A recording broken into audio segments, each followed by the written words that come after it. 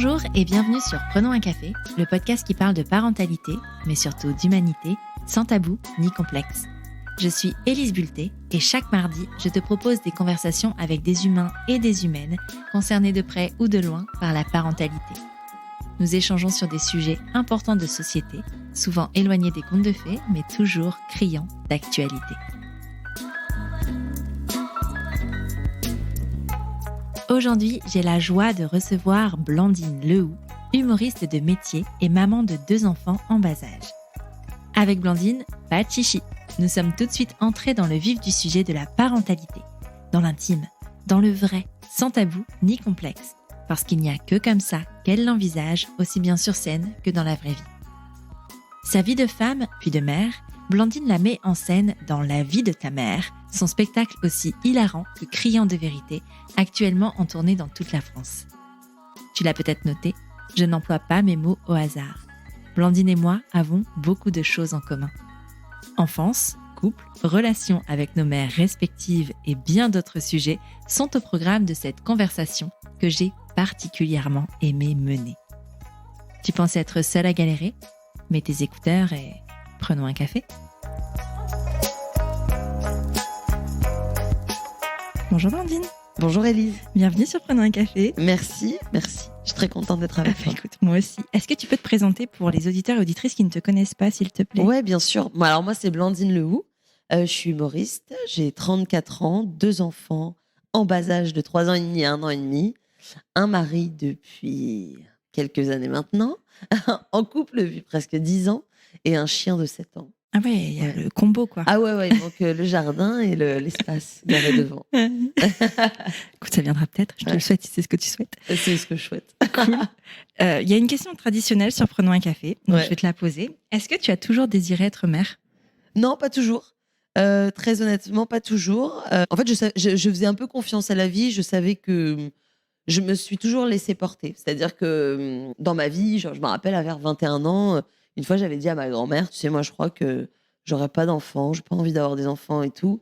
Et elle m'avait dit, enfin, quand même, le but de la vie des êtres humains, c'est de se reproduire. J'avais dit, oui, je comprends ce que tu veux dire, mais non. En fait, c'était pas une finalité.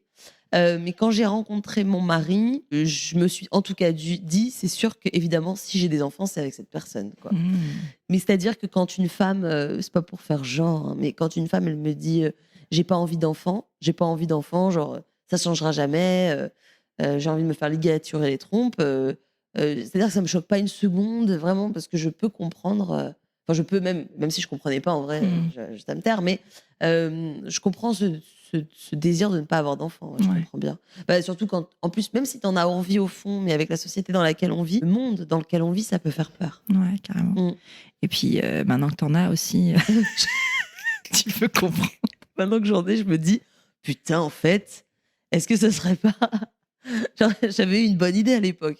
Non, non, mais on les aime, c'est pas la question. On les adore, mais non, mais c'est vrai, non, mais je comprends, bien sûr. Ouais, tu poses toujours cette question-là. C'est toujours cette question que je me pose. Ah, c'est marrant. Et c'est intéressant parce qu'en fait, il y a des personnes qui se posent pas la question, tu vois. Bah, un peu comme ta grand-mère, tu vois. Ouais. Enfin, genre, c'est la suite logique de la vie et on le fait parce qu'il faut le faire presque. Enfin, c'est comme ça.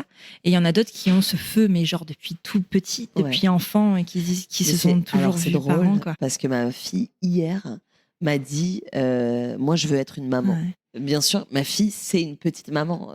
Et en fait, je sens, tu sais, il y a des enfants comme ça. Ah bah la mienne, elle est comme ça aussi. Et bah elle, c'est en elle. Ouais. Et quand elle m'a dit ça, je lui ai dit, bah si t'as envie d'être maman, tu seras maman. Mais ça ne m'étonne pas du tout. Non. Une seconde de ma fille. Mais la mienne, elle m'a demandé, maman, à partir de quel âge on peut être maman ? Oh vraiment, en vrai, 35 En ans. vrai. Écoute. Parce qu'on lui dit, être adulte, c'est genre avoir 18 ans. Donc elle dit, c'est à 18 ans qu'on peut avoir des enfants. Et je suis là, techniquement, tu pourrais. Techniquement, tu peux en avoir à 13 ans, peut-être. Mais est-ce que tu en auras envie ? Est-ce que ce sera le moment ? Je sais pas, mais c'est difficile de répondre à ces questions-là quand il y a des enfants. Et comment c'est venu alors, dans ton histoire, dans ton couple, cette envie de premier enfant ?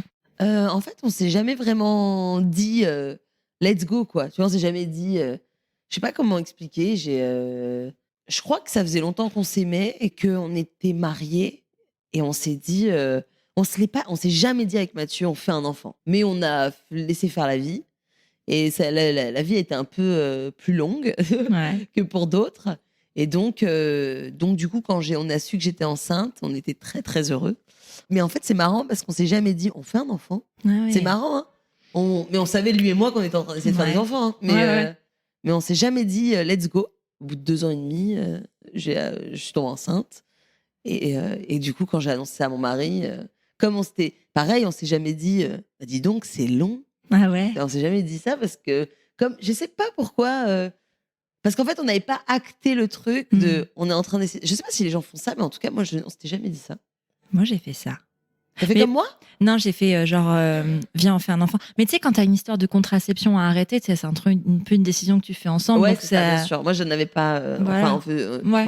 Voilà. Nous, ça a été ça. C'était, vas-y... Bah ouais, du coup... Est-ce que j'arrête la pilule ?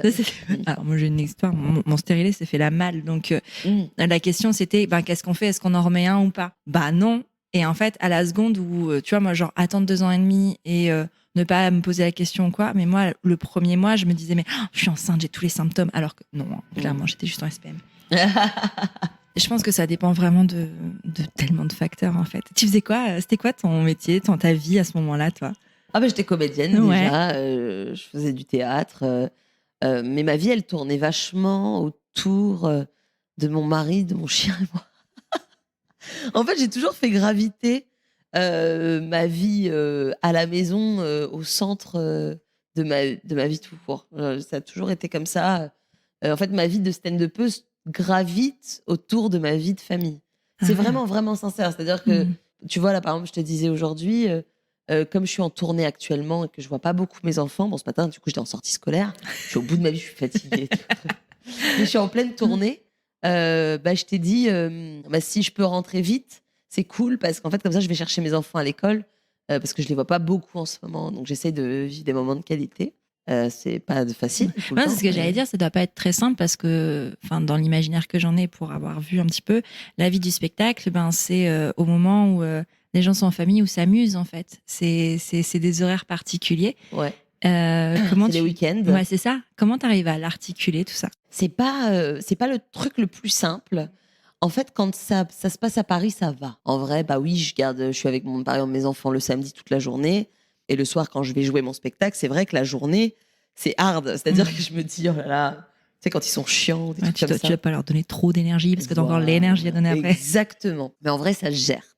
J'ai la voix cassée, j'ai pas du tout cette voix-là à la base, c'est juste que j'ai des allergies. Et donc, du coup, j'ai une voix hyper sensuelle, c'est pas du tout ma voix à la base. J'ai une voix de grosse beauf à la base. Quand c'est à Paris, ça se gère parce qu'en fait, c'est une question d'habitude. Mes enfants, ils ont l'habitude parce que même si je joue pas mon spectacle tous les soirs, je suis en comédie club en général. Donc, les enfants, ils ont l'habitude de me voir partir au moment du repas et de leur faire un bisou. Maman, elle va au travail. Ils ont complètement l'habitude. Bisous, maman. Machin, papa qui va coucher tout le monde. Et tout ça, ils ont l'habitude. Là, la tournée, c'est un autre exercice. C'est vachement plus difficile, émotionnellement parlant. Parce qu'en plus, ça vient de commencer. Donc, en fait, j'ai pas le recul. Mais je sais que la semaine dernière, j'étais absente du mercredi au dimanche matin. Et moi, j'ai pas l'habitude de cette vie-là. J'ai pas du tout l'habitude. Alors, c'est marrant parce que je suis hyper partagée. Parce que quand je vais en province, je rencontre mon public qui me suit depuis de nombreuses années maintenant. Et donc, c'est des rencontres, c'est magnifique. Parce que c'est vraiment l'essence de ma communauté que je rencontre. Parce que les billets sont en vente depuis 1 an et que du coup, voilà. Donc ça me rend hyper heureuse. Et à côté de ça, je vois pas mes enfants. Et puis surtout, je culpabilise, quoi. Mon petit, il a 1 an et demi. Ma petite a 3 ans et demi. Je culpabilise. J'essaye de faire... C'est pour ça. Je parlais avec une copine à moi, Amy, qui fait de la scène, qui fait toutes les premières parties de Redouane Bougueraba. Donc, en fait, elle est par Mons et par Vaux tout le temps. Et c'est une super maman. Et je lui disais, Amy, comment tu fais ? Parce que toi, tu as l'air de trop bien vivre cette vie de saltimbanque, quoi. Et elle est comme moi. C'est sa famille, c'est la base, en fait. Et même si, c'est la base, chacun fait ce qu'il veut. Ouais. Mais ce que je veux dire, c'est que nous, notre façon de vivre, c'est comme ça, quoi. Elle me dit, Blandine, je fais toutes les sorties scolaires. Je fais, ok, c'est pour ça que je fais la sortie scolaire ce matin. C'est parce qu'Amy, elle m'avait dit, tu fais toutes les sorties scolaires. Je fais, ok. Elle me dit, tu vas aller chercher tous les jours à 16h30. Je fais, putain, Amy, j'ai des trucs à faire, moi. Elle me dit, il faut ce qu'il faut. Et elle me dit, et les mercredis, tu les gardes. Je fais, oh putain, c'est l'enfer. Alors que moi, pas du tout. Mais mon fils, je vais le chercher à 17h à la crèche parce que j'ai quand même des journées de travail. Genre, à Paris, je ne tourne pas les pouces la journée. Et donc, le mercredi, donc je dis, ah, toi, t'es une mère extraordinaire aussi. Donc, non, non. Donc, en vrai, quand j'ai des tournées comme ça, parce que j'ai eu quelques dates avant, mais là, la tournée, elle commence vraiment où toutes les semaines, là, je pars. Et bah, du coup, je vais. Quand je suis rentrée, j'ai récupéré ma fille à 11h30 la dernière fois et je l'ai pas mise l'après-midi. Elle est en première section de maternelle. Ouais, c'est ça. Tu vois. Pareil, il faisait beau la semaine dernière, je sais plus quand. On a été faire un pique-nique au bois. Enfin, tu vois, on essaye de faire des trucs, quoi. Ouais, Voilà, c'est comme ça que je gère. Mm. Mais bon, c'est pas facile. T'as déjà pensé à les emmener avec toi? Ils sont trop petits. Ouais. Et surtout, ma tournée, c'est pas une assez grosse machine encore pour ça. Ok. Là, par exemple, je vais à Lyon, je pars mercredi, la semaine prochaine. Je pars du mercredi au dimanche. Je vais à Lyon. Évidemment, je pourrais les amener. Je pourrais, parce que je pourrais demander un Airbnb et tout. Mais en fait, sur place, déjà, ça veut dire que mon mari doit partir avec nous. Donc, ça veut dire que mon mari ne peut pas venir, ne peut pas travailler, il peut pas faire de TT. Donc, c'est de télétravail. C'est pas les bonnes conditions. En fait, mon mari devrait se sacrifier encore, ça va pas. Donc, si ma tournée, c'était une grosse. Si je faisais une tournée des Zéniths, tu vois, évidemment qu'il peut y avoir une nounou. Tu vois, mais moi, quand je suis sur scène le soir, il me faut quelqu'un, ça, c'est sûr. Oui. Et la journée, et quand je me prépare, il me faut. Non, je pourrais gérer. Quand je suis à la maison, je gère. Je peux prendre ma douche et me maquiller avec mes enfants, il n'y a pas de problème. Mais bon, c'est galère. Ouais, mais ils ont leur repère à la maison. Exactement. Et puis surtout, mon fils, il met toujours des couches. Donc tu vois, le déménagement, pas possible. Quand on part en week-end, déjà, c'est que du kiff. Putain, il faut remplir la bagnole. Là, non, là, laisse tomber. Je pars pas pour. Et puis surtout, sur place, si c'est pour dépenser tous mes cachets sur place d'argent, le but, c'est que je ramène de l'argent. C'est pas que sur place, on kiffe comme des malades et que on rentre. Ouais, carrément. On a fait tout ça on s'est crevé la santé et on a dépensé tout la thune. Ouais, carrément. Ça sert à rien. Je sais pas si t'as entendu parler de ça, mais le postpartum, il paraît que ça dure 3 ans. Ouais, c'est vrai. Toi, ça a l'air intense, tu vois. Comment tu le vis? C'est intense parce que mes petits sont rapprochés. Ouais, le postpartum, ça dure. Je pense. C'est-à-dire que t'es sortie de ton premier postpartum, mais t'es encore dans le deuxième. Ouais, c'est ça. C'est ça. Non, mais en vrai, oui, je vois parce que le temps de te remettre et tout. En tout cas, moi, mon expérience, c'était pas 3 ans. Je pense pas que c'est 3 ans, mais c'est bien 2 ans. Ouais. C'est bien 2 ans. Après, je pense qu'il y a des meufs, c'est 6 mois. Hein. Ouais. Tu vois, Ouais, bien sûr. Et encore, en vrai, si on parle de tout, j'ai pas encore retrouvé mon corps. Ouais, le postpartum, ça dure bien. Ça dure pas le temps. C'est pas. Je sais pas c'est quoi le temps officiel du postpartum. Alors, depuis quelques temps, bien, c'est 3 ans, la durée du postpartum, mais en fait, on a tendance à penser que le postpartum, c'est genre la période que tu passes à la maternité ou la période que tu es en congé mat, tu vois. Ouais, et que ça devrait s'arrêter quand tu reprends le travail à 2 mois et demi, sauf qu'à 2 mois et demi, Ah non, non, déjà, tu dors toujours pas, il y a rien. J'ai même pas envie d'en parler tellement 2 mois et demi, c'est de la merde. Non. Mais je parlais avec une maman là qui a accouché en août et moi, j'étais en train de calculer, je fais, mais du coup, t'as repris quand? Elle me dit en novembre. Oh là là. Je fais, mais quelle horreur! Je dis, mais en fait, c'est hyper. T'as plus le côté, tu sais, genre la hype des hormones du tout début où t'es un peu genre, waouh, je te rencontre mon bébé. Bah, bien sûr, t'as plus ça. Mais par contre, t'as bien le contre-coup du sommeil et ce genre de choses, et puis reprendre le travail alors que toi, Et puis ton bébé, il est nourrisson. 2 mois et demi. C'est un bébé. Rien. Il a même pas eu son premier trimestre, là. Non, mais 2 mois et demi, c'est rien. Non, c'est abusé. C'est complètement fou. Tu as un spectacle qui s'appelle La vie de ta mère. Ouais. J'imagine, dans le titre, bon, je dis j'imagine, mais je l'ai regardé le spectacle, donc je sais. Tu parles de ta vie de mère. Ouais. C'est ça qui t'a inspiré? Je parle pas que de ça. Donc oui, mais évidemment, ça m'a énormément inspiré. Parce qu'en fait, en 2020, quand j'ai commencé à vraiment avoir une petite communauté sur les réseaux, c'est né de ma grossesse, en fait, où je racontais au quotidien. On était confinés, donc tout le monde était sur les téléphones. Et en fait, je racontais des choses et j'étais très surprise des réactions des mères. Parce qu'en fait, elles me disaient, c'est trop ça. Là, je te lisais un commentaire dans la tête. Majuscule. Ah là là, mais moi aussi c'était pareil, je suis trop contente de savoir que je suis pas seule. Ok. Et en fait, je me suis rendu compte qu'en fait, il y avait un monde parallèle que j'ignorais puisque c'était la première grossesse. Je me suis amusée à raconter tout haut ce que je pensais tout bas. Et en fait, ça fédérait. Je me suis dit, waouh, si ça fédère comme ça, je vais vous raconter d'autres trucs. Hein.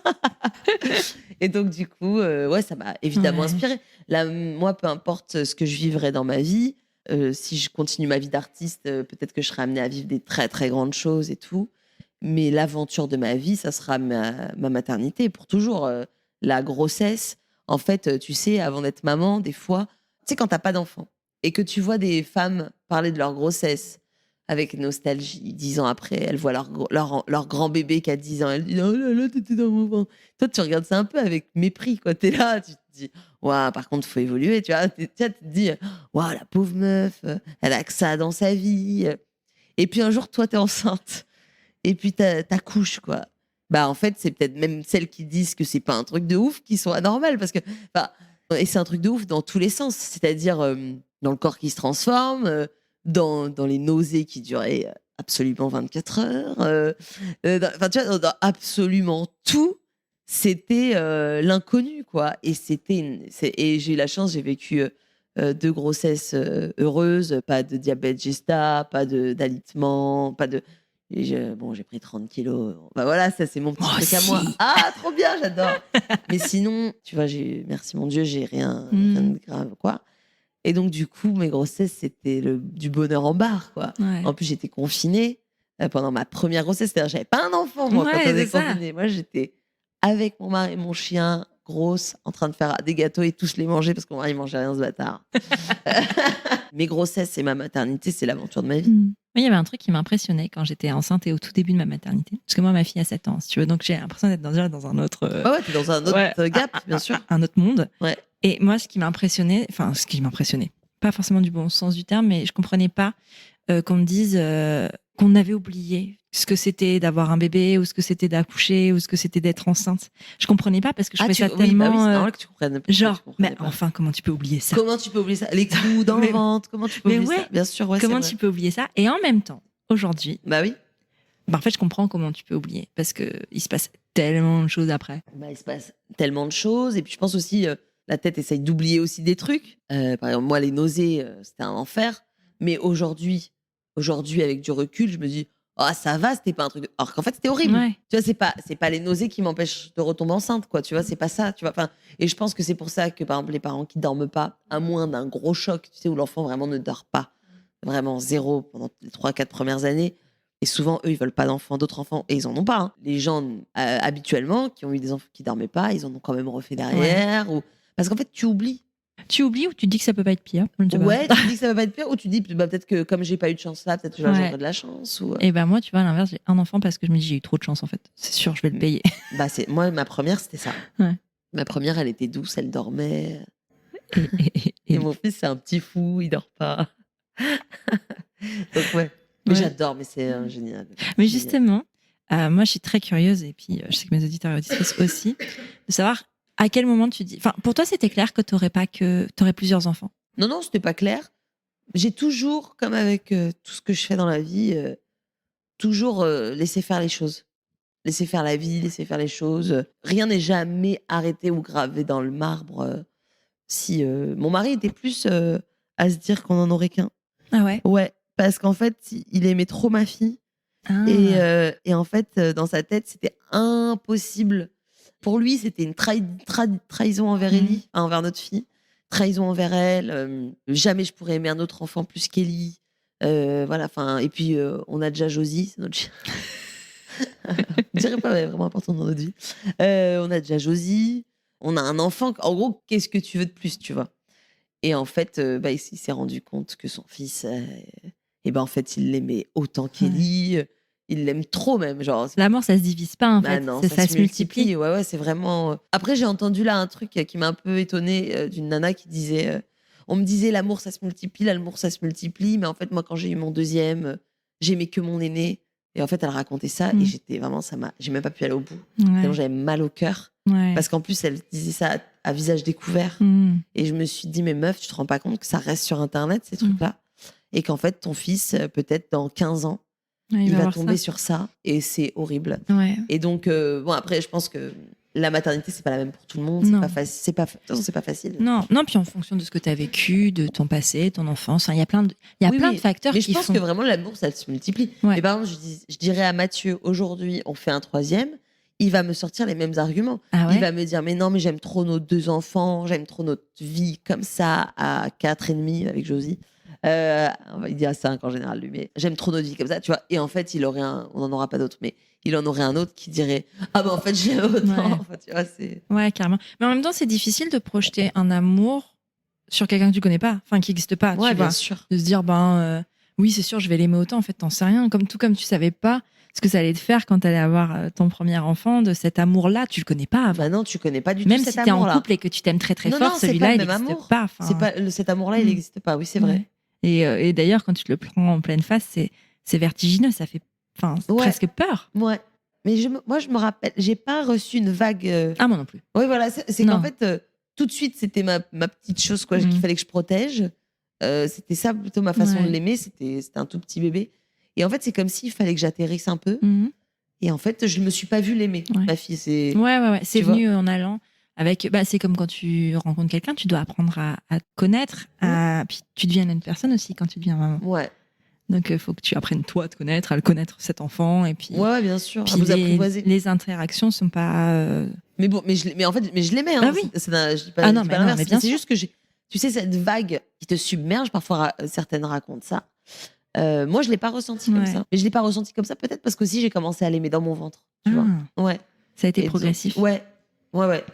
Tu savais que c'était une petite fille? Ouais, je savais que c'était une petite fille. Ouais. Persuadée au début de la grossesse que c'était un garçon. J'étais là, c'est un garçon. Tu sais, je voulais trop faire ma Madame Irma. Là. Et en fait, la gynéco, quand elle m'a dit c'est une fille, j'étais presque déçue. Je voulais avoir raison. Ouais, je voulais un petit garçon qui allait ressembler à son père. Puis j'ai une petite fille qui ressemble à son père. Qu'est-ce que tu as ressenti quand on t'a dit que c'était une fille? Vraiment un petit peu de déception parce que j'étais sûre d'avoir un garçon, en fait. C'est une déception par rapport à ça. Ouais. Tu sais, quand tu dis, c'est un garçon, après, il va falloir annoncer à tout le monde que c'est une fille, en fait. C'est casse-couille. Mais non, et puis ma sœur, nous, on est 2 filles. Ma sœur, elle a 3 filles. Et donc, je trouvais ça trop génial d'avoir une fille, en fait. Tu vois, je me suis dit, mais c'est trop cool, on perpétue la tradition. Ouais.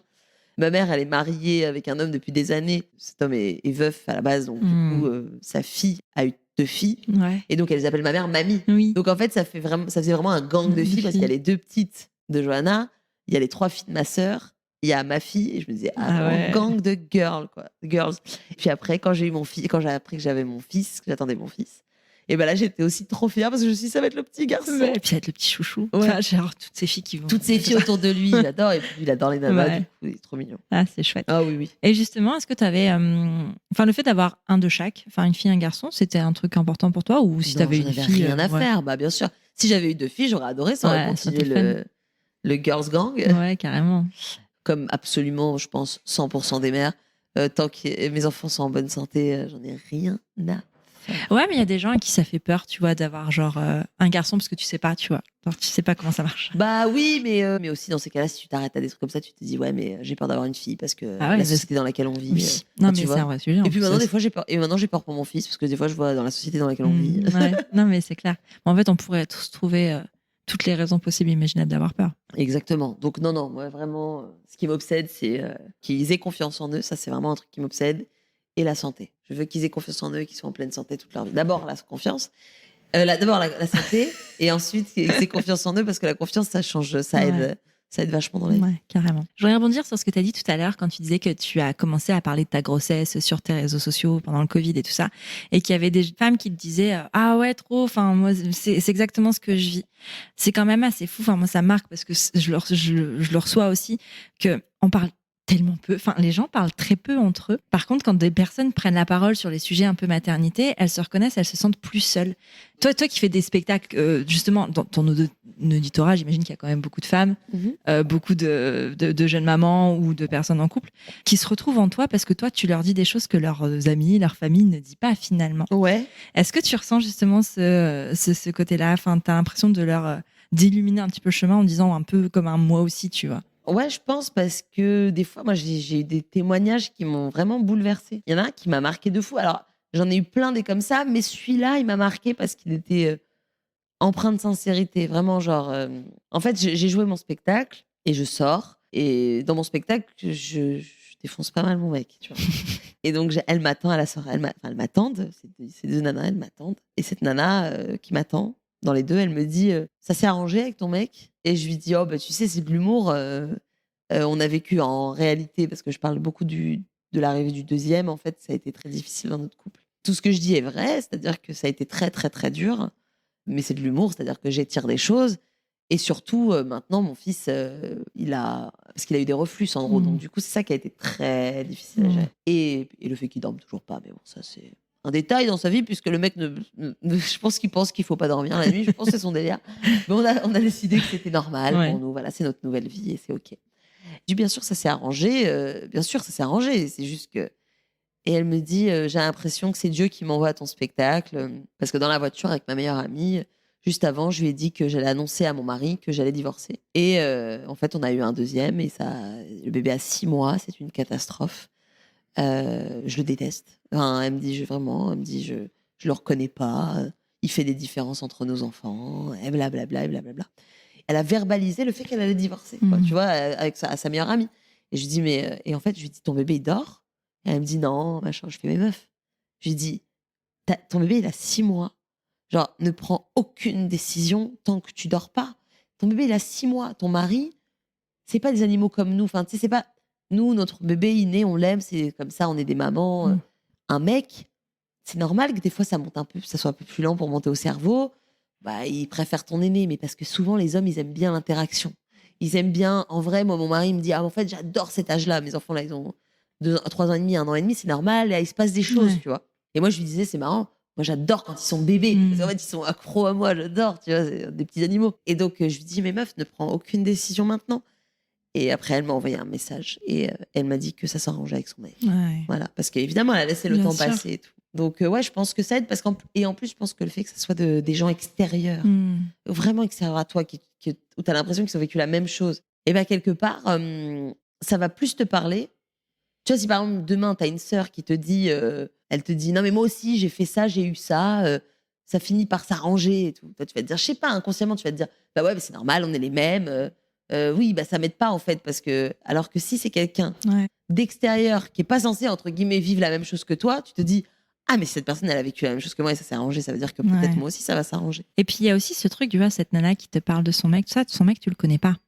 Tu vois, quand à ton entourage, c'est un peu compliqué parce que ils connaissent les personnes et donc ils ont un affect. Peur, bien sûr et t'as pas envie d'être jugé, t'as pas envie de. Tu vois, pas envie qu'on juge ton mec. Non. Voilà, parce qu'en fait, en soi, des problèmes de couple, tout le monde en a. En vrai, je veux dire, c'est drôle parce que ce matin, j'ai enregistré un épisode sur le couple. Oui, on a tous des problèmes de couple, c'est normal. Parce qu'en fait, les humains, ils sont pas faits pour. On n'est pas fait pour vivre à deux, en fait. Et puis il y a aussi ce truc de on évolue tous en fait. Le jour où toi tu as rencontré ton mec, enfin t'es plus la même personne. Et parfois on est vraiment évident. En fait, bah oui. Mais quand tu dors pas, tu le vois pas ça. Non, quand tu dors pas, c'est difficile. Moi, je me rappelle des nuits où avec mon mari, on chuchotait, on s'insultait en chuchotant. Mais on s'insultait, on disait des grosses insultes, hein. Genre des chuchotant. C'est des trucs vraiment, mais genre vraiment des trucs que tu ne te dis pas en plein jour. Et on était là, et le lendemain, tu te dis, putain, je lui ai dit d'aller se faire enculer, quand même. Mais d'ailleurs, il y a un sketch dans ton spectacle où tu chantes. Ouais. Je trouve ça très, très drôle. Ah, c'est cool. Merci. Où tu chantes un petit peu l'engueulade comme ça pour faire genre, on est encore en harmonie, on s'aime très fort. Et c'est un peu le même délire, en fait. Ouais, bien sûr, bien sûr. Je suis en train de me demander si j'ai insulté mon mec en chuchotant, mais non. Ah, mais la nuit, tu es dans un monde parallèle. Et puis, le temps est long. T'as le temps de t'insulter. C'est clair. Puis t'as envie de le tuer. Enfin, t'as envie de. Ah non, mais en fait, le truc, c'est que si par exemple, on a décidé que c'était ta nuit, que cette nuit, j'allais dormir, s'il te plaît, quand il hurle à la mort, putain de ta race, prends-le. Tu es en train de me réveiller. Carrément. Et puis c'est ça, c'est quand tu le vois l'autre dormir. T'es là. Ouais. C'est comme quand je vois mon chien dormir. Comment j'ai la haine sur elle. Je me dis, toi, tu vis vraiment la best life. Tu manges, on te sort. Tu dors. T'as des câlins. Des câlins. On te demande rien. Non, elle se fait défoncer par mon fils. Elle se fait défoncer par mon fils. Mais bon, c'est le prix à payer. Elle dort. Alors, bah ouais, carrément. Elle mérite. C'était voulu, entre guillemets, d'avoir des enfants rapprochés? Non, Sandro, il s'est immiscé dans notre vie par surprise. Ah ouais. Ouais. Non, c'était pas voulu. Et aujourd'hui, mon Dieu, comment je regrette pas. Oh, je te jure. Là, tu vois, on se disait avec Mathieu, on se disait...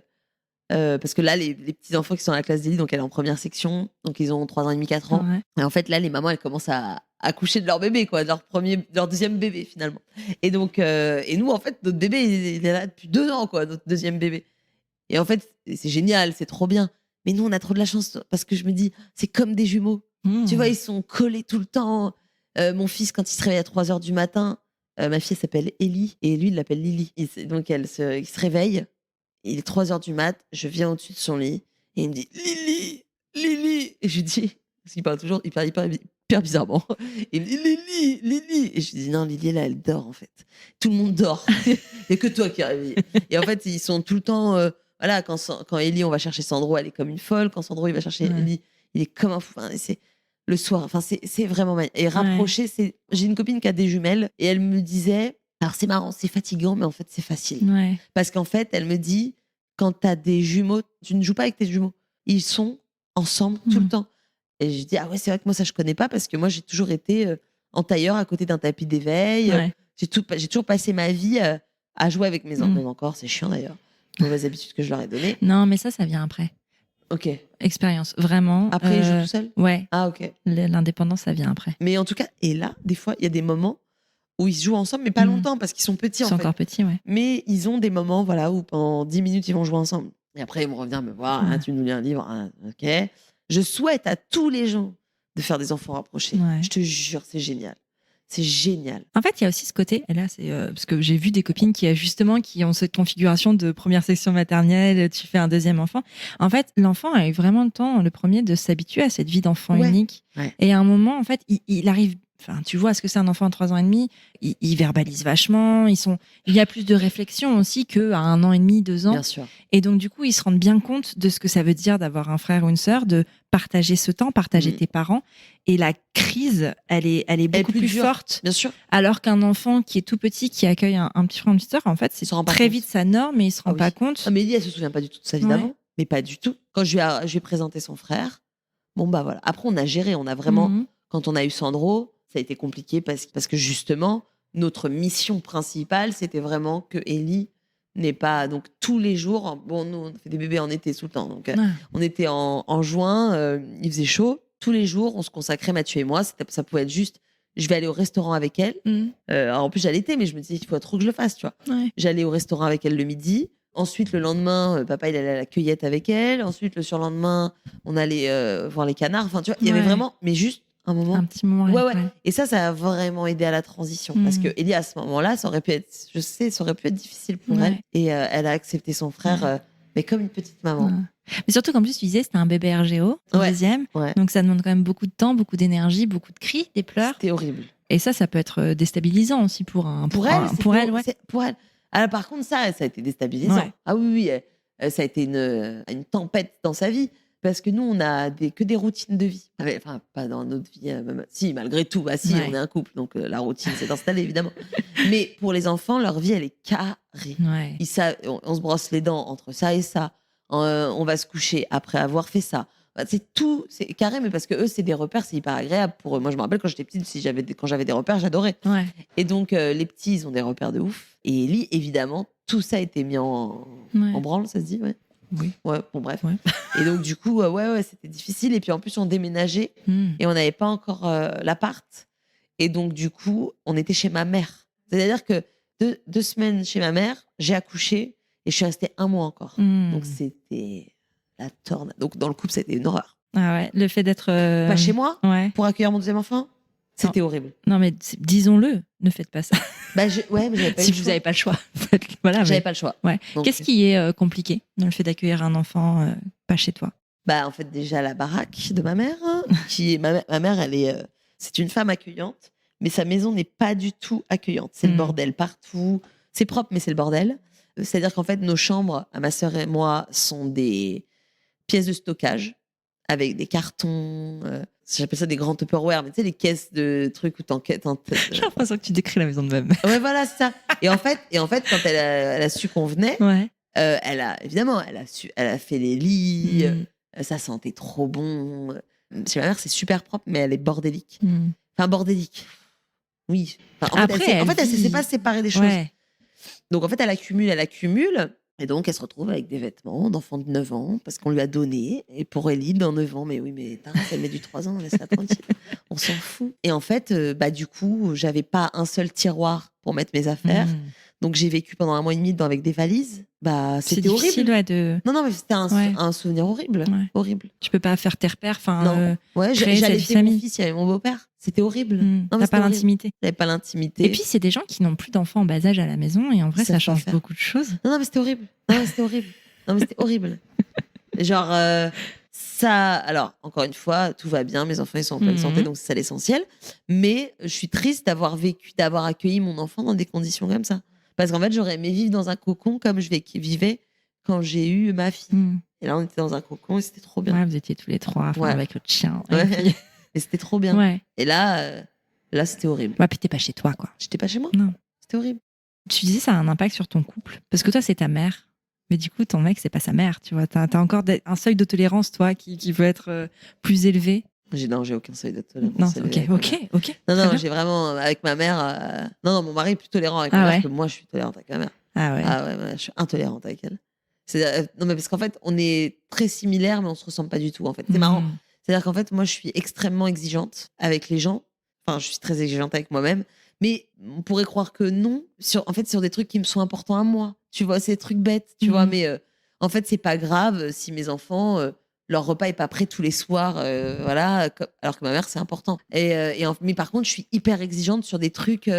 En fait, je saurais pas dire, mais je suis exigeante avec moi-même sur des choses sur le travail, sur des trucs. Enfin, bref. Et donc, en fait, quand je vois quelqu'un qui est pas comme ça, sur des domaines où, pour moi, ça, en fait, je suis exigeante avec moi-même sur des trucs qui me semblent logiques. Ouais. Tu vois, des trucs. Et donc, si la personne en face, pour moi, elle met son seuil d'exigence faible à des endroits où, pour moi, c'est évident que ça doit être élevé, et ben pour moi, c'est insoutenable. Ouais. Et en fait, ma mère est illogique. Et donc, non, mais c'est horrible. Non, mais l'illogisme de cette personne, que j'adore, mais c'est un être illogique. Par exemple, elle n'accorde aucune importance aux choses sentimentales. Alors que moi, je ne mets aucune importance au matériel. Tu m'offres un sac Yves Saint Laurent, je ne vais pas le jeter par la fenêtre, tu vois. Mais en fait, c'est cool.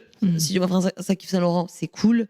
Mais en fait, je préfère par exemple que tu m'offres un sac qu'une fois, tu t'es souvenu, il y a 2 ans que j'avais aimé ce sac et qu'en fait, et que c'est pas du tout un Yves Saint Laurent. Il coûte 10 balles, mais en fait, tu l'as kiffé. Voilà. Ouais. Et en fait, ma mère, elle, n'attache aucune importance aux choses sentimentale au point où elle a perdu toutes les photos de mon enfance. Oh merde. Ouais, mais toutes. C'est-à-dire, je n'ai pas de photos de moi, bébé, enfant, jusqu'à mes 13-14 ans. Et donc, je ne peux pas voir à qui ressemblent mes enfants. Ouais. Enfin, je vois. Et donc, c'est hyper frustrant. Ouais, c'est dur. Et en fait, elle, à chaque Noël, à chaque anniversaire, elle me dit: qu'est-ce que tu veux, ma fille? Et je lui dis: des photos de moi petite. Et elle me dit: je sais pas où elles sont. T'es sûre que tu les as pas prises? Je fais: non. Et je lui dis: mais si toi tu les as perdues, maman, tu sais, tu pourrais me faire un kiff. Tu vas mettre plein d'énergie et tu vas aller chez ta mère, chez ton frère, chez ta sœur, chez tes cousins, et tu vas me faire un album. Je fais: c'est ça normalement que tu devrais faire. Enfin, bref, on pourrait parler de ma mère pendant des heures. Mais en fait, et donc, on pourra en refaire un si tu veux. Mais en fait, tu vois, elle apporte aucune importance à des détails qui sont pour moi importants pour toi. Mais essentiels. Ouais. L'une des premières fêtes des mères de moi, mère. Ouais. Je veux la fêter chez elle parce que je trouve que c'est trop beau comme image, tu vois. Ouais. C'est pas pour la photo Insta, hein, c'est vraiment juste pour moi, quoi, tu vois. Elle invite toutes les voisines du quartier. On a la même mère, vraiment. Ah, c'est pas vrai. Je te jure, on a la même mère. C'est pas vrai, ma pauvre, ce que tu vis. Je compatis. Mais tu vois ce que je veux dire? Ouais, je vois. En fait, toi que t'en aies rien à foutre. Franchement, c'est blessant, mais c'est ok. Mais que toi, tu te dises: j'ai même pas conscience de tes émotions, ma fille, et je vais aller à l'inverse de ce qui te ressemble. Ça, c'est pas possible. Ouais, c'est chaud. C'est chaud. Et à côté de ça, pourquoi elle invite toutes les voisines du quartier? Parce que c'est des femmes qui n'ont pas leurs enfants auprès d'elles. Oui, non, mais il y a toujours. Pour donner mais il y a beaucoup d'amour dans ces comportements. Mais bien sûr. Mais c'est folle. Tu me dis si c'est ça aussi chez toi, hein, mais c'est.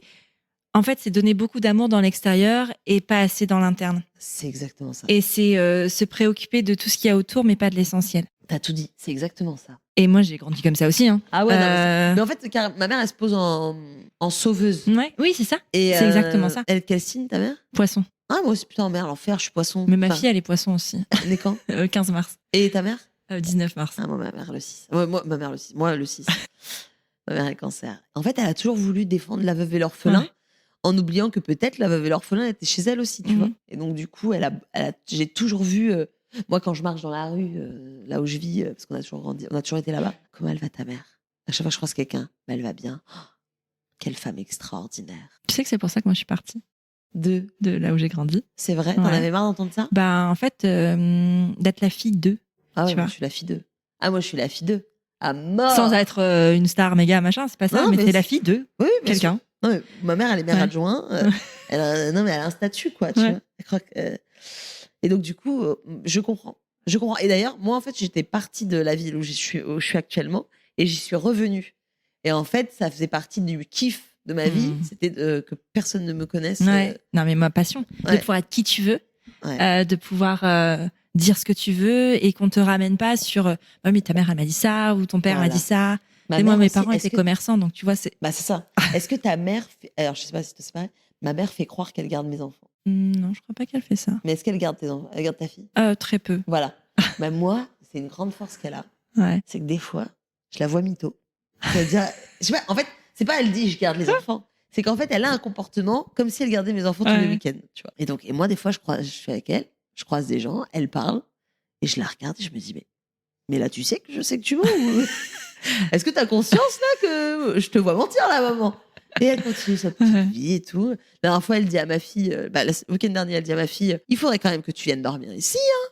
Et j'étais là. Genre c'est ta mais fille tout- qui va faire sa Bah valise oui. et prendre la Et décision. je dis, mais maman, on a toujours voulu que les enfants dorment ici. C'est pas eux de décider, c'est plus à toi de proposer en Ouais. fait. Ils sont censés, d'après ma mère le week-end dernier, y dormir samedi soir. Oh. Mais elle ne nous a toujours pas parlé de ça. Ah mince. Tiens, comment elle est? Ouais. Non mais je Fourbe. comprends. Moi c'est avec les photos. Elle montre beaucoup de photos de ma fille. Ah oui, Genre ma petite fille, ma petite fille. Oui. c'est ça. Mais regarde. We are waiting. Après bon, il y a la distance qu'il fait et T'as combien de temps? un peu plus d'1 heure. Bon, ça va. Bah, ça va. Mais ma mère travaille et elle est commerçante, donc du coup. Ah, elle est toujours, ouais. commerçante. Ok. Et donc du coup, c'est vrai que bon, en termes d'horaire, c'est pas pratique. Oui, c'est pas pratique. On attend la retraite. C'est quand? Je sais pas, dans 4 ans, un truc comme Bah oui, ça. parce elle est commerçante, donc elle peut prendre sa retraite quand elle. Enfin. Non, il y a quand même un truc, sur les années. Puis bon, elle est jeune, hein, ma maman, donc Elle a quel âge? elle vient d'avoir 60 ans. Ah oui, elle est jeune. Donc, Elle taille super à jeune. 25 ans. Ah ouais. Bah ma mère, elle a quel âge? Elle est née en 61. 64, elle est née. 63. Ouais. Donc il y a encore quelques temps. Après, bon, ça lui arrive quand même. Mais bon, ma mère n'est pas la mère que je suis, si tu veux, parce qu'il y a aussi ça, cette construction de la maternité presque en opposition de. Moi, je donne à ma fille ce que j'ai pas reçu et ce que j'aurais voulu recevoir. Je sais pas si toi tu fais ça aussi. Ouais. Mais ma mère était, je dis souvent ça, c'est qu'en fait ma mère c'était une très très bonne mère d'enfant, moins une bonne mère d'ado et d'adulte. Ouais. Mais c'était une très très bonne mère d'enfant. Elle était à toutes les sorties scolaires. Tu vois. Ouais, c'est vrai. Et en fait, je crois que je ne fais pas ce que, contrairement, et je pense que c'est hyper sain de donner ce qu'on t'a pas donné et tout. Mais en fait, en vérité, comme en tant qu'enfant, j'ai reçu, je crois, exactement ce qu'il faut qu'un enfant reçoive. C'est-à-dire, elle m'a emmené visiter des musées, je partais en vacances, elle me faisait des câlins. Enfin, tu vois, genre, j'ai vraiment reçu de l'amour beaucoup en tant qu'enfant parce que ma mère adore les petits. En fait, elle adore les enfants. Et elle est très aimante et les enfants sont attirés par ma mère. Et ma mère, elle aime les enfants. Enfin, tu vois. Je crois que comme je suis complètement en accord avec la mère qu'elle était de moi en tant qu'enfant, ma maternité, elle est faite au feeling de ce que je suis et pas par rapport. Mais par contre, peut-être que ça va évoluer à l'adolescence. Ouais, peut-être. Mais parce que tu as eu la base, en fait. Je pense que c'est hyper important. Hyper important. D'avoir cette base-là. Ouais. Moi, je ne l'ai pas eu. Ça me faisait penser à ça. Moi, tu me parles de sortie scolaire, je le fais aussi. Enfin, j'ai accompagné ma fille et sa classe à la piscine pendant tout le cycle l'année dernière quand elle était en grande section. Et en vrai, j'aime pas la piscine. mais c'était chouette de la voir dans cet environnement-là. De faire connaissance aussi avec ses petits copains, de voir les autres enfants et tout ça. Et c'était chouette. J'aurais préféré que ce soit pas à la piscine, mais c'était chouette à faire. Après, c'est pareil pour les mercredis. J'aime bien être avec elle le mercredi parce que moi j'étais au centre et j'étais aussi beaucoup chez mes grands-parents. Mais c'était très cool. Et je suis ravie d'avoir vécu ça avec mes grands-parents. Et en même temps, je me dis, elle vit pas ça avec ses grands-parents. Je comprends. Il y a ce truc-là. Bon, après, c'est des vies différentes aussi. Enfin, moi, j'ai grandi à la campagne. Bien sûr. C'est quand même pas la même chose. Il y a des trucs qu'on construit. En fait, je pense pas qu'il faille construire en totale opposition de ce que tu as reçu. Tu vois, c'est pas ça. Mais j'ai à cœur de donner des choses que j'ai pas eues. Ouais, carrément. Par contre, moi aussi. Ah oui, non, mais moi aussi, bien sûr. Pareil. Non, mais pareil. Qui ont manqué en tout cas, mais des choses essentielles, pas c'est pas sur le parce que moi j'ai jamais manqué de matériel ou quoi que ce soit. Enfin, j'ai grandi dans une famille quand même plutôt plutôt. C'était cool, quoi. Ouais, c'était cool. Donc, c'est pas une question de matériel, mais vraiment dans la relation. Pour moi, c'est ce qui est le plus important. C'est en le fait. plus important, sans. Ah, évidemment. Je pense que c'est pas, on s'en fiche qu'elle soit tirée à 4 épingles et habillée dans. Bien Enfin, sûr. peu importe. Oui. Mais la relation, oui, elle est compte, trop c'est primordiale. ça. Mais que ce soit dans le couple aussi. C'est pas juste dans le. Bien sûr. Dans le couple, c'est important, mais même en amitié. Et Pour moi. même l'image que tu renvoies de ton couple, de comment ton mari te parle devant tes enfants, comment toi tu parles à ton mari devant tes enfants. Mais après, c'est hyper difficile. Puis il y a des périodes de la vie où, en fait, en vrai, quand tu dors pas, comme ce qu'on disait, et que tu t'insultes en chuchotant la nuit, c'est pas des périodes propices à la vraie discussion et au vrai échange. Vous êtes pas. Des colocs. Ouais, c'est ça. Tu reviens couple après. En tout cas, moi, je suis redevenue couple après. Il y a vraiment ce truc de chaque chose en son temps et qu'il y a vraiment un temps pour tout. Bien sûr. Et c'est ça qui est intéressant. Et j'aimais bien assez ce que tu disais tout à l'heure par rapport au fait que tu articules ton métier autour de ta vie de famille. Ouais. Parce qu'en fait, j'aime bien ce message de montrer qu'en fait, on peut faire n'importe quel métier qui nous plaît. En fait, peu importe, on peut. Il y a toujours une articulation possible. Il n'y a pas de métier incompatible avec la vie de famille. Non, c'est sûr, mais après, je pense que il y a des métiers où tu as moins le choix. Quand les gens, ils sont ouvriers et qu'en fait, boucler les fins de mois, c'est compliqué, ils ont moins le choix que nous. Moi, j'ai juste à... Tu vois, parce que je considère que les gens qui gagnent 1 200 € par mois, c'est quand même genre inacceptable que le SMIC en France, ça soit ça. Je trouve ça vraiment inacceptable. Genre, je sais pas comment les gens font. Si, je sais, ils vivent très, très, très, très mal. Oui. Voilà. Moi, aujourd'hui, là, ça va assez bien. C'est pas la folie, mais disons que j'envisage peut-être de partir en vacances cet été. Donc, ça veut dire quand même que, le loyer est payé, il y a de la bouffe dans le frigo et que peut-être on va pouvoir se faire le kiff de partir en vacances. Et ce que je fais, c'est que je peux refuser un plan ou deux. Alors, ouais, je vais pas gagner de l'argent sur ce plan ou sur celui-ci, mais parce qu'en fait, je vais prioriser. Mais je pense que malheureusement, les gens qui gagnent 1 200 € par mois, le jour où qui sont femmes de ménage ou des trucs comme ça, ou même autre chose, et on leur dit, voilà, tu travailles du mardi au samedi, ils acceptent, et puis le dimanche en décembre, tu vas travailler aussi, et tu vas être payé double, ils acceptent parce qu'il faut faire les cadeaux de Noël à leurs enfants. Et en fait, c'est toujours eux qui sont les victimes de ça, parce qu'en vrai, ils sont beaucoup plus nombreux que les gens qui s'en sortent. Ouais, carrément. Et en fait, c'est assez scandaleux finalement que ton équilibre familial soit un luxe. Ouais, t'as tout dit là. C'est ça en fait. Carrément. L'équilibre familial est un luxe. Parce qu'ils sont pas assez payés, parce qu'ils gagnent pas assez d'argent. Ouais, parce que là, tu vois, avec Mathieu, et on parlait de ça et tout. Il y a 3 jours, je me rends compte qu'en fait, on parle de ouf. Parce que dans ton podcast, parce que depuis tout à l'heure, je te dis, on parlait de ça, mais on parlait de ça, genre là, il y a quelques jours. Et en fait, Mathieu, il me disait, parce qu'il a monté sa boîte, il y a des mois où il prend un petit billet, parce qu'il est en construction et il a plus de chômage. Donc, c'est soit il a son petit billet de sa boîte qu'il a créé, soit des fois, il se paye pas pendant 2-3 mois, tu vois. Mais c'est vrai que des fois, du coup, quand il sort de l'argent, il va prendre. Les gens, ils se détestent qu'on parle d'argent. Moi, je m'en fous, j'en ai rien à faire. Mais par exemple, c'est vrai qu'il y a un mois, il va prendre genre 3 000. Mais pendant 2 mois qui suivent, il y a zéro. Tu vois. Donc, en vrai, en 3 mois, il a gagné 1 000 € par mois. Tu vois. Ou peut-être des fois 4 000. Ça arrive. Mais je veux dire, il gagne pas. C'est encore vachement compliqué. Mais c'est la boîte qu'il a créée. Normalement, ça va être de mieux en mieux. C'est normal. C'est vertueux. Un temps de serrage de ceinture nécessaire. Mais bien sûr, il n'y a aucun problème avec ça. Ça va. On est en accord avec ça. Nous, ça ne nous dérange pas. Franchement, l'intérieur, on s'en fout un peu. Et donc, du coup, Mathieu, il me disait, mais là, si on me propose un taf, on me garantit 3 000 balles par mois, mais que je dois travailler du lundi au vendredi jusqu'à 18h, il me dit, je refuse. Et je lui dis, mais t'es un ouf, toi. Et il me dit, non, mais je refuse. Pas pouvoir aller chercher mes enfants à l'école. De temps en temps, pas pouvoir me faire... Parce que Mathieu, il arrive... lui, ce qui est le plus important, c'est d'aller chercher les enfants à l'école. Pour lui, c'est vraiment essentiel. De temps en temps, de pouvoir... Dans la journée, s'il a pas... il va se faire un tennis avec un pote, tu vois, parce qu'il est inscrit au tennis. Donc, en fait, c'est que des... C'est pas vraiment un pote, c'est un mec du tennis, tu vois. Ils sont des applis où c'est le Tinder du tennis. Voilà, c'est le Tinder du tennis, exactement. Tu vois, genre, s'il est 9h un lundi... et qui sait qu'à 11h, il a un trou, il peut aller et il va faire un tennis à 11h, tu vois. Ouais, c'est chouette. Et moi, c'est vachement bien fait. Et en fait, il me dit, mais moi, je préfère qu'on gagne moins toute notre vie, vivre l'enfance de nos enfants et tout. Ouais. Mais parce qu'en fait, on peut se permettre. Mais parce c'est que, ça, ce que j'allais dire, c'est que. Parce que je comprends tellement. Moi, j'ai monté ma boîte. Hein, donc, la question de je me paye ou je me paye pas, je les connais bien. Et mon mec avait sa boîte aussi. Et il a repris un taf salarié il y a pas très longtemps, mais parce qu'il est dans une boîte qui offre cette liberté-là. Elles sont très, très rares. Mais elles existent, comme quoi il y a de l'espoir. Et qui offre cette liberté-là de. C'est lui qui va chercher notre fille. Tous les jours à l'école. Génial. Enfin, si elle est malade, en fait, c'est pas un problème, c'est lui qui gère. Enfin, voilà, parce que, déjà, il kiffe. Genre, là, mardi, il y avait grève à l'école, il a posé un jour, enfin, mais genre, le lundi soir pour le mardi, enfin, je veux dire, c'est pas un problème. Ouais. Mais s'il y avait pas eu cette flexibilité-là, il aurait jamais pris un job salarié, tu vois. Ouais, voilà, oui, bien sûr, je comprends. Et on gagnait moins d'argent avant. Voilà, mais parce qu'en fait, lui, son kiff, c'est sa famille. Ça peut basculer. Et puis, enfin, moi, j'ai grandi avec des parents qui travaillaient beaucoup. Et en vrai, c'est chouette. Hein, c'est chouette, c'est génial l'argent. Mais en fait, s'il n'y a pas l'essentiel, ça sert à rien. Ça sert à rien. Et c'est comme ça que ma mère, justement, c'est le moment où je trouve qu'elle a un peu raté dans son éducation. Et c'est pas de sa faute. Non. Et parce que ma mère, elle a beaucoup manqué quand elle était petite d'argent. Et donc, ma mère, j'ai toujours vu charbonner.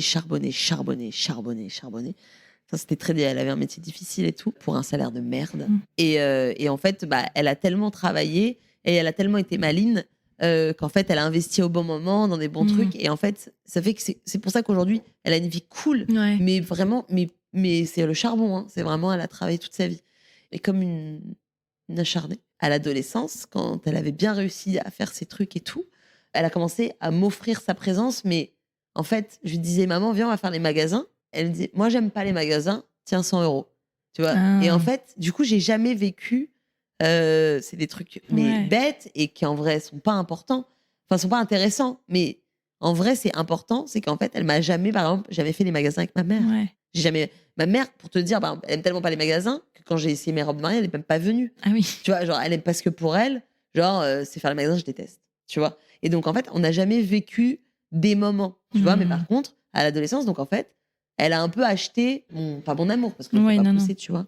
Ouais, mais en fait, toi, t'aurais voulu faire les boutiques avec elle, qui t'a rien acheté à la fin, on s'en fiche, c'était le moment qui comptait. C'était ça, exactement. Et c'est ça qu'il va falloir que je gère, mais je le gérerai, tu vois. Mais oui, mais je pense que... Parce que moi, je suis centrée sur ça, sur les moments et pas sur c'est ça. Le montant des cadeaux. Il faut un juste milieu, tu vois. Parce qu'on peut se le permettre et t'as raison de... Enfin, moi, je trouve ça toujours important de penser aussi hors cercle, tu vois, hors ce qu'on connaît, hors l'environnement dans lequel on vit, parce que ce qu'on dit là, les personnes qui gagnent justement 1 200 € par mois, en fait, ils ont envie de dire, peut-être que ça fait pas le bonheur, hein, l'argent, mais en attendant, on aimerait bien manger correctement, non, mais tu vois. Bien sûr. Non, mais tu vois, il y a vraiment un... Non, mais en fait, il y a deux poids, deux mesures. Marrant, mais en fait, ça, c'est des problèmes de merde, en vrai, quand tu penses. Mais oui, évidemment, la meuf qui gagne 1 200 € par mois, qui a 3 enfants à charge toute seule, elle aimerait bien dire à sa fille, tiens, 100 € va aller faire les magasins. Non, mais c'est vrai. Plutôt que de l'accompagner et de rien pouvoir acheter, évidemment. Mais, et puis surtout qu'elle a probablement pas le temps non plus parce qu'elle doit travailler en plus. Bien sûr. Donc, oui, c'est complètement inacceptable. Et puis ces gens-là, en plus, on leur retire de plus en plus de droits. Et ça, c'est encore un autre sujet. Mais en fait, tant qu'on n'augmente pas ce putain de SMIC, tant qu'on ne se rend pas compte qu'avec 1 200 €, peu importe où tu vis, c'est de la merde. Et c'est de pire en pire surtout. Enfin, c'est que si tu fais tes courses, tu as bien remarqué que ton panier moyen, il a quand même bien augmenté. Donc, non, mais vraiment, je sais pas comment les gens font. Non. Je sais pas comment les gens font. Moi, j'ai vécu une période un peu hyper difficile financièrement dans ma vie de maman, là. Enfin, il y a quelques années. Et en fait, je me disais, mais waouh, c'est ça que... Parce que moi, je voyais la lumière au bout du tunnel. Je savais qu'un jour, ça allait aller. Mais je me disais, mais waouh, les femmes de ménage, les gens qui galèrent, quoi, les ouvriers, les trucs. Je me dis, eux, ils voient pas la lumière au bout du tunnel. Non. Ils se disent juste... c'est ma vie pour toujours. Ouais, c'est ma vie pour toujours. Et c'est ça. Et en fait, moi, c'est ça qui me faisait tenir. Je me disais, ouais, mais bon, là, je galère. Là, je galère de ouf, mais en fait, un jour, ça ira. Et c'est ça qui me faisait tenir. Carrément. Ah là là, et on a parlé de absolument à peu près tous les sujets de la Terre. C'est génial, j'adore. J'adore quand ça se passe comme ça. Et tu vois, ça fait 1 heure qu'on y est et on va presque tenir notre timing parce que je sais que c'est important pour toi d'aller chercher tes enfants. On va revenir sur ton spectacle quand même parce qu'on va en parler. Est-ce que tu peux nous donner, là, tu disais que tu étais en tournée. Est-ce que tu as une idée de quelques dates? Je sais que tu viens à Lille et ça, c'est important parce que j'ai quand même une grande audience lilloise. Ah, trop stylé. Bah ouais, tu viens à Lille. Il reste vraiment pas beaucoup de place à Lille en plus. Je viens le 1er juin, je vais à Lille. Enfin, il reste de la place à Lille le 1er juin. Je viens la veille aussi, mais c'est complet. Je peux te dire que je vais à Bruxelles le 3 mai, mais c'est complet. Mais quel succès! Je vais à Toulouse le 25-26 avril, mais c'est complet. 18 et 19 avril à Marseille, mais c'est complet. Lyon, c'est complet. Et on peut venir te voir à Paris. Et je joue à Paris. Ouais, donc Lille, je crois que je sais pas si c'est complet Lille encore. Nantes, Rennes, tout est complet. J'ai des dates à la fin de l'année sinon, à Vermès. Et sinon, je fais une date exceptionnelle le 4 juin à Paris. C'est dans une grande salle à l'Européen. On peut toujours les acheter des places. Ouais, mais pareil, il reste vraiment peu de places. Il reste genre 50 places. Ouais, c'est cool. Ah, c'est trop bien, mais c'est trop cool. Ça marche bien. T'es contente, ouais. Ouais, ça se passe bien. Je suis contente, mais je prends rien pour acquis. Alors du coup, en fait, j'arrive pas à me. Je suis jamais là. Wow, trop bien. Jamais, parce qu'en fait, je me dis. Ouais, mais la suite, c'est quoi? Parce que peut-être la suite, c'est là où je vais me foirer. Donc là, en fait, je savoure l'instant présent, mais c'est pas non plus une fin en soi. Voilà, comme Kylian Mbappé, le lendemain de la Coupe du Monde, il disait oui, bon, ça c'est bien, mais maintenant. Et je me disais putain, mentalité de winner de ouf. Et en fait, moi, je me dis pareil. Ouais, mais en même temps, est-ce qu'il y a toujours. Est-ce que tu penses qu'il y a un moment où on se dit voilà, j'y suis, je vais pas aller plus loin ou je vais pas aller plus haut. Tu sais, j'ai l'impression qu'à chaque fois qu'on passe un step, t'as envie d'aller plus loin. Le truc, c'est quoi le max, c'est tu fais la tournée des Zéniths. Ça, c'est le max. Et en fait, bon, c'est super cool. Mais en vrai, c'est super bien. Ouais. Mais est-ce que ça t'intéresse? Bah, pour l'instant, j'ai peur. Non, mais en vrai, tu vois, il y a une vraie question là-dessus. Hein, mais c'est la notion de succès, qu'est-ce que ça veut dire, tu vois? Bah, en fait, c'est ça, en fait. Ça veut dire quoi pour toi, j'ai réussi si c'est. Non, mais en fait, je crois que ça. En fait, c'est pour ça que je suis jamais vraiment méga enjouée. Enfin, c'est pas que je suis pas enjouée, je suis trop contente. En fait, je suis contente de rencontrer mon public, tu vois. Mais qu'il soit 20 ou qu'il soit 100 ou qu'il soit 400, je m'en fous, je rencontre mon public, tu vois. Non, mais en fait, le truc, c'est que c'est pas ça qui me fait faire.